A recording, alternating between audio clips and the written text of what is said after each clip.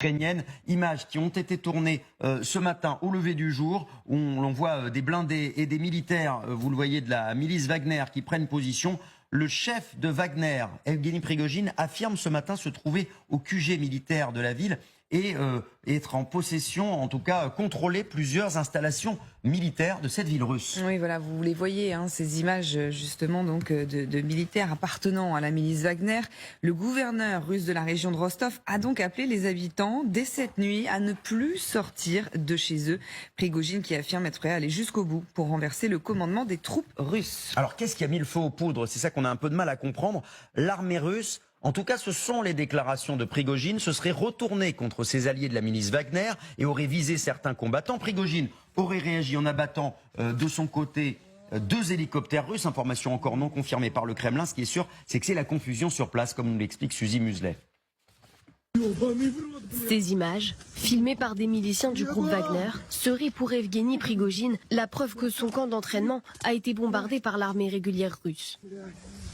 Moscou dément, mais Prigojine lance un appel au putsch. Le conseil de Wagner a pris une décision.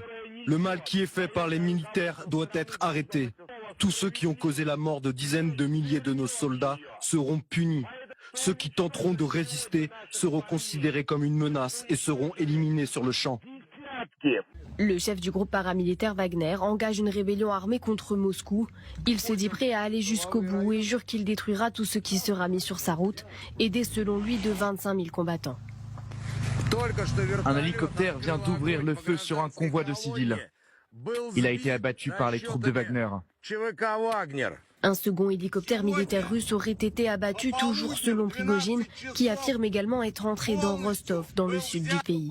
Dans une vidéo diffusée sur Telegram, le général russe Sergei Sourovikine appelle les combattants du groupe Wagner à s'arrêter avant qu'il ne soit trop tard.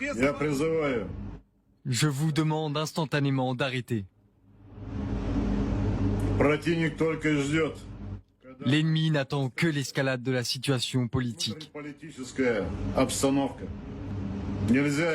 Nous ne pouvons pas faire le jeu de l'ennemi en ces temps difficiles pour le pays.